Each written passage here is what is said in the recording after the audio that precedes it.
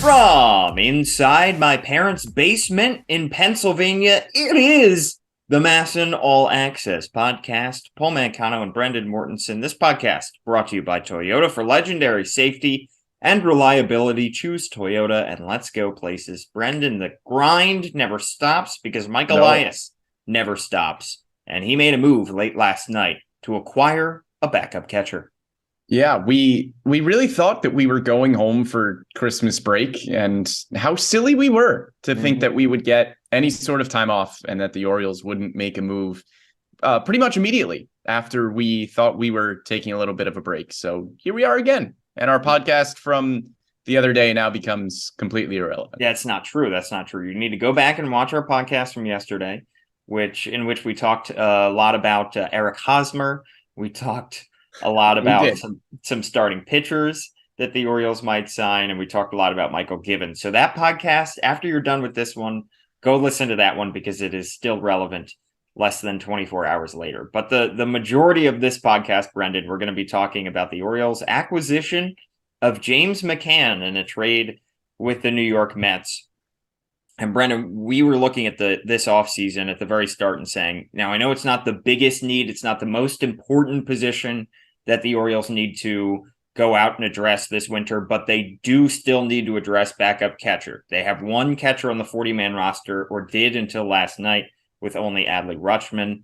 They needed to make an addition at this spot. They couldn't just rely on minor league depth, of which they really don't have much, besides Mark Colesbury, who made it through waivers. So they needed to make a big league acquisition, and they did that with James McCann. Yeah, we knew they were going to bring in somebody. There was no way they were going to leave the offseason without bringing in another backup catcher. There was the possibility, as you mentioned, Paul, with having Mark Colesbury, maybe Anthony Bemboom as possibilities for the backup catcher spot.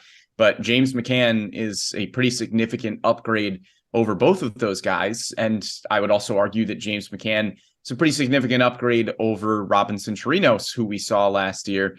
And the Orioles not only addressed the need, but I think they addressed it pretty well. And it's kind of funny how this offseason has gone so far. You're just pretty much seeing upgrades from what they did last year across the board. You go from Jordan Lyles to Kyle Gibson, from Rougned Odor to Adam Frazier, and now from Robinson Chirinos to James McCann. And we thought they might go with the free agent route with this one, because that's the most likely way to go. But we did hear Mike Elias say back at the beginning of winter meetings that they were kind of waiting for the A's trade of Sean Murphy to happen before that catcher market was really going to get going. And that's what we saw. Once that trade happened, where Sean Murphy was dealt by the A's, then we started to see some catchers go off the board. And one of those was Omar Narvaez signing with the Mets. And that kind of made James McCann obsolete in New York, because they have Narvaez, and the Mets also have the number one prospect in baseball, according to some outlets, in Francisco Alvarez, who is a great catching prospect. So McCann, who signed a 4-year, $40 million deal 2 years ago after coming off an all-star season with the White Sox, he really hasn't lived up to that billing for the Mets. And part of it has been some injuries, certainly not age. He's entering his age 33 season, so this should be his prime in theory. Maybe a little bit past your prime if you're a catcher with some mileage on your legs, but he just has not been the kind of impact player that they thought they were getting. He has been fine defensively to above average, I think you could say. And from what we've heard, he's a good clubhouse guy, but offensively, he has really struggled with the Mets the last couple of years. Yeah, but I think it's important to point out that he has struggled with the Mets over the last few years in relation to what the Mets expected they were getting. He signs a big deal, as you mentioned, after that 2019 All-Star season and doesn't quite live up to that billing. But for what the Orioles are, A, going to be paying him, and B, expecting from James McCann, I don't know if there's many better backup catchers around baseball. I mean, his numbers aren't completely eye-popping. And again, for what the Mets were paying him and for what was expected of him when he went to New York, yeah, he didn't live up to that billing. His offensive numbers were not what you saw in 2019 and not worthy of the $12 million a year that the Mets were paying him. But the Orioles are going to be paying him $5 million over the next 2 years, as he has 2 years and $24 million remaining on his contract, and the Mets are reportedly paying 19 of that. So the Orioles get him for 2 years and $5 million, which is an absolute bargain. And you're not expecting him to be the all-star catcher that he was in 2019. You're not going to put the same expectations on James McCann as New York did. You just need him to be a solid backup to Adley Rutschman. You need him to probably hit well against lefties, which he has been able to do throughout his career. And you'd probably like him to play some backup first base occasionally. And he'll probably play 75, 80 games, somewhere in that range. So I think for what the Orioles are getting value-wise and what their expectations are for McCann, I don't really know if there's a better fit.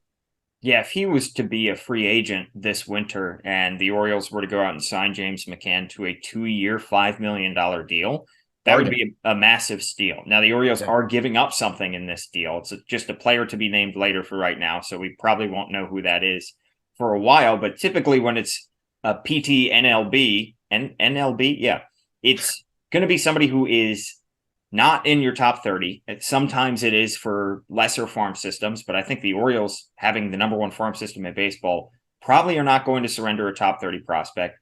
It may be somebody like a Maverick Hanley, somebody who is sitting just outside the Orioles top 30, or Zach Peak, somebody of that ilk.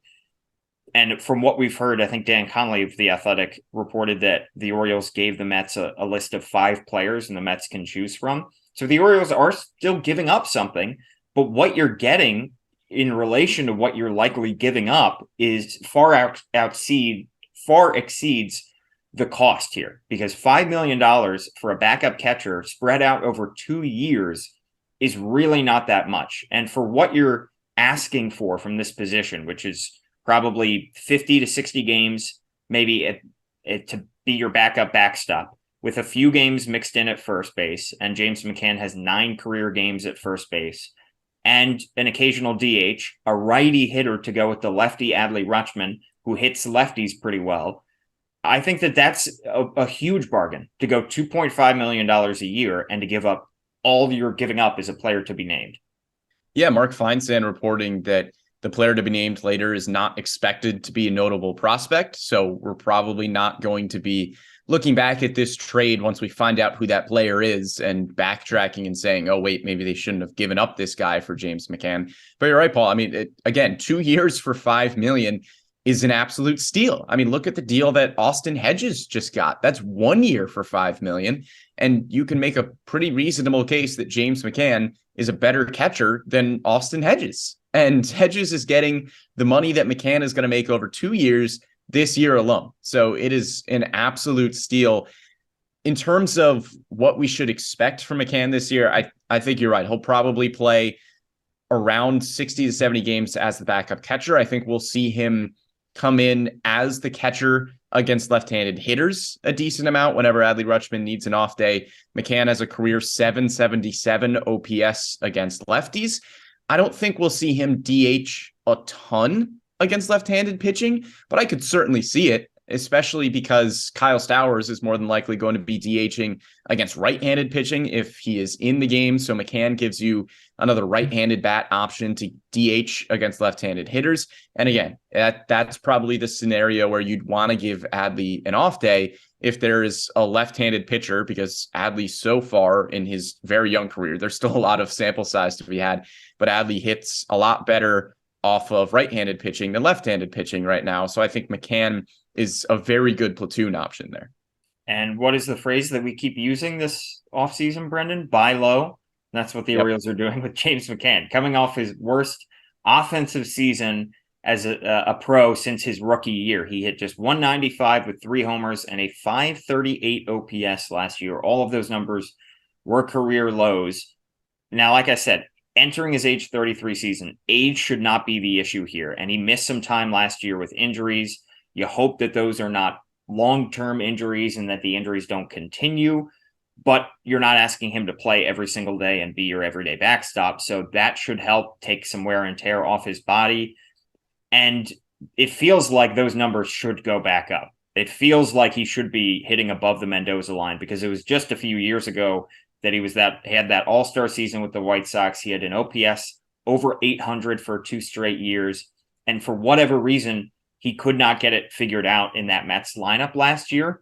But maybe if the Orioles use him a little bit more sparingly, a little bit more against lefties than against righties, he could make a whole lot of sense as your backup first baseman and your backup catcher. And I think the Orioles probably feel a lot better about first base after this acquisition. I know that the main spot for James McCann and the main reason the Orioles did this deal was so that he could be Adley Rutschman's backup. But we talked about how they just designated Lewin Diaz for assignment. They just put him on waivers. We're going to talk about in a bit, put Tyler Nevin on waivers with this move. So they really didn't have a backup first baseman. That's why I went to bat for Eric Hosmer yesterday. But the Orioles needed to fill that spot somehow, whether it have been Franchi Cordero, who signed to a minor league deal, making the opening day roster. And I know 9 games at first base over the course of a career is not a whole lot, but you liked having that versatility, and maybe the Orioles lean a little bit more heavily into that and make sure that James McCann gets as many reps as possible at first base in spring training so that they feel comfortable if Ryan Mountcastle goes down, that McCann can be their first baseman. Yeah, and you mentioned that 9 games at first base is not a lot. It's more than anybody else on this roster has at this point. Adley Rutschman has not played first base at the major league level. Anthony Santander is a name who keeps getting tossed around as a potential first base option. He has yet to play first base either. So even James McCann's 9 games is second most on this team right now. And I want to go back to what you said about the down numbers last year and what could be to blame for that. It's not all of the reasoning, but James McCann got very unlucky last year. When you look at some of the advanced numbers, and I know those aren't everything, but you mentioned his batting average down at 195.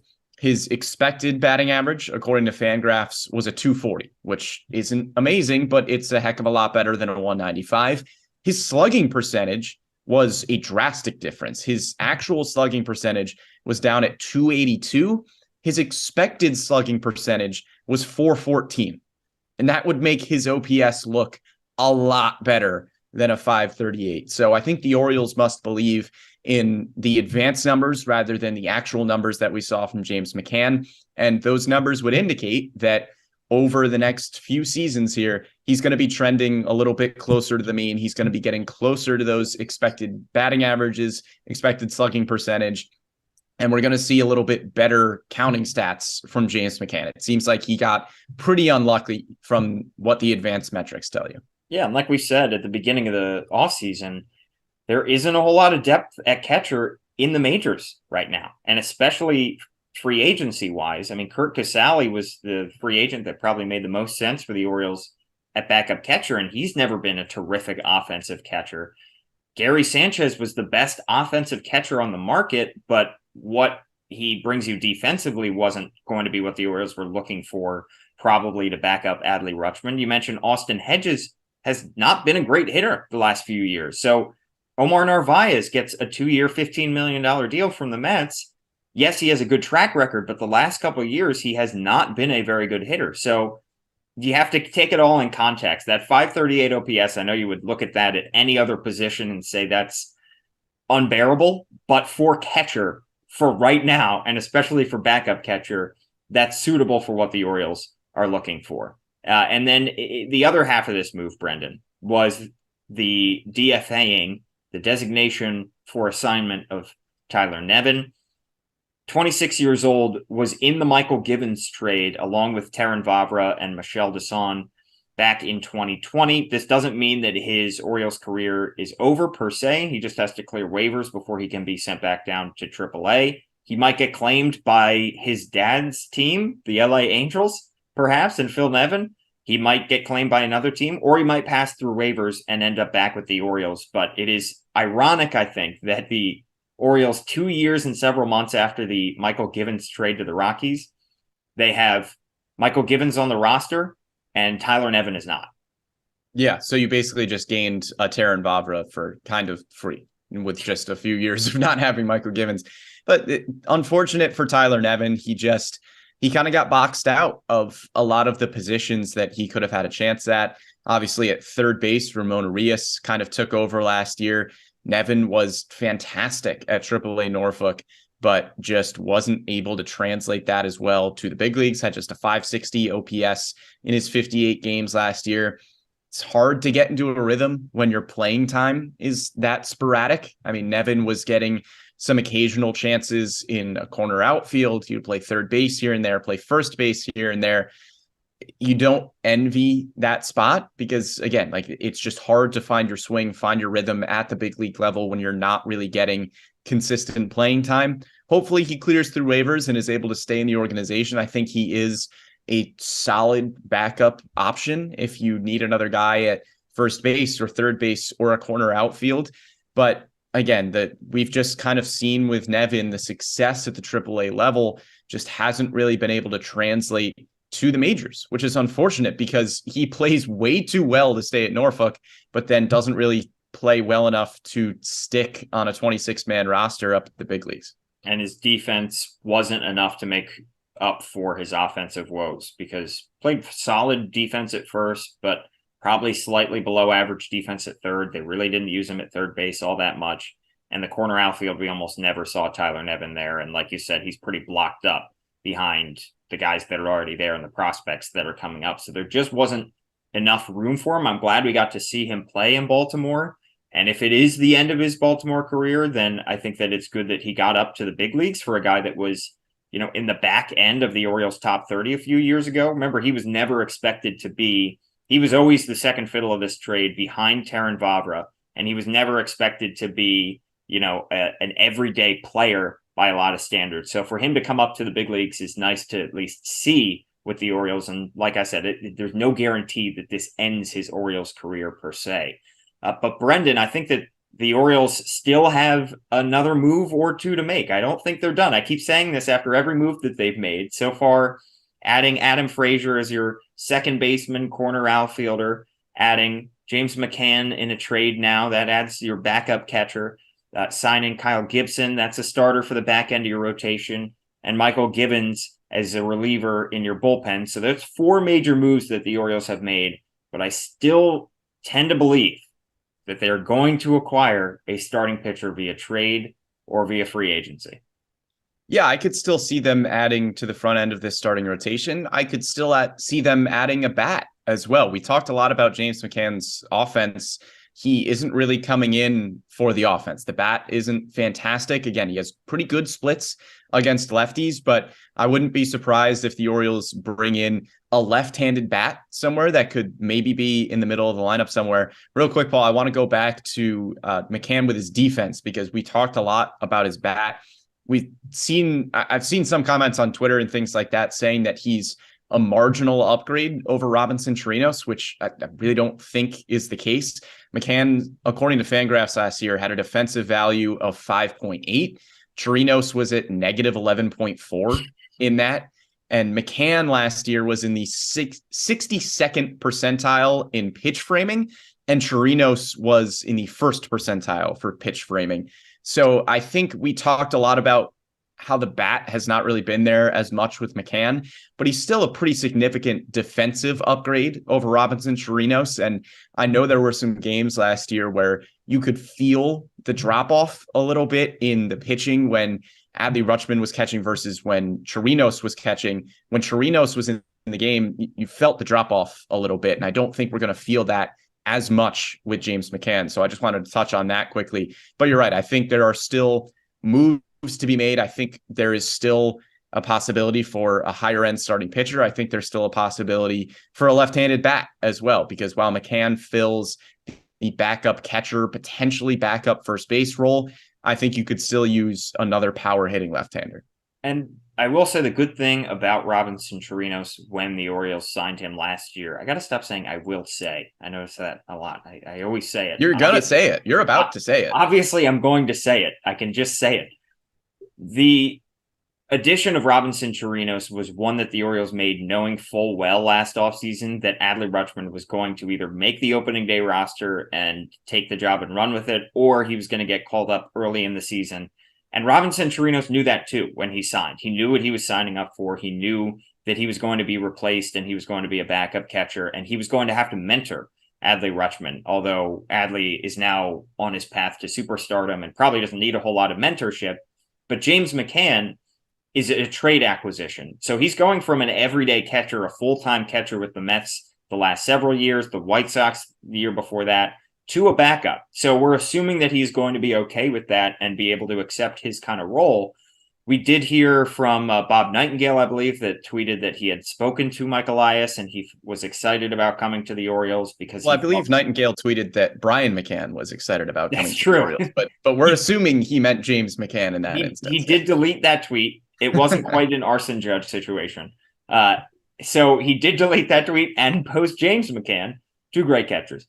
And so I do think that he will be able to fit into this role. But like I said, he probably has some higher expectations. And maybe if he outplays this kind of role, he ends up being a trade piece and the Orioles, go cheaper at this position, or they have some depth come up through their system at backup catcher, be it Maverick Hanley getting a second mention on this podcast or somebody else. So I do want to say that, and I will say that Robinson Chirinos served his role admirably for the Orioles, but it made a whole lot of sense to upgrade at that position because it's less important to have a mentoring catcher, a mentoring veteran catcher, and more important to just have a flat out productive backup catcher.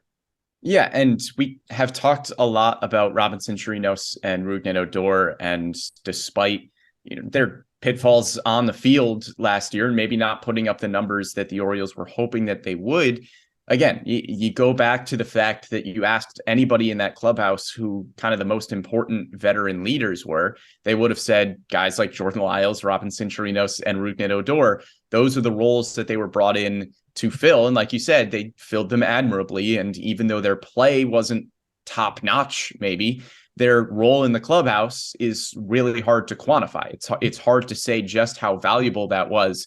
And I think the Orioles are doing a nice job this offseason of not only filling that role with Gibson, Frazier, and McCann, but also probably getting some more production on the field as well. It's nice to have a good veteran presence. It's nicer when that good veteran presence is also putting up pretty good numbers as well. Exactly. All right. Well, that just about does it for this very brief emergency podcast from our various locations, the MASN bunker, as we used to call it during COVID.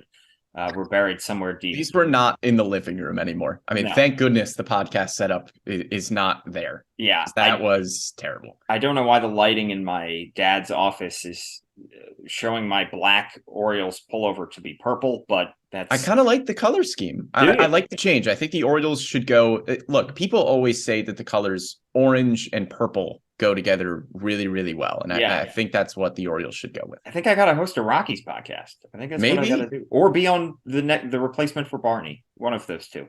At Brendan Morty is his Twitter handle. I am at Paul Mancano. Please give us a like, a subscribe, 5 stars, a thumbs up on YouTube. And we are live every Wednesday at 11 a.m. and occasionally doing emergency podcasts from our basements. This podcast is brought to you by Toyota. For legendary safety and reliability, choose Toyota and let's go places. And we will catch you next time. Happy holidays, everybody.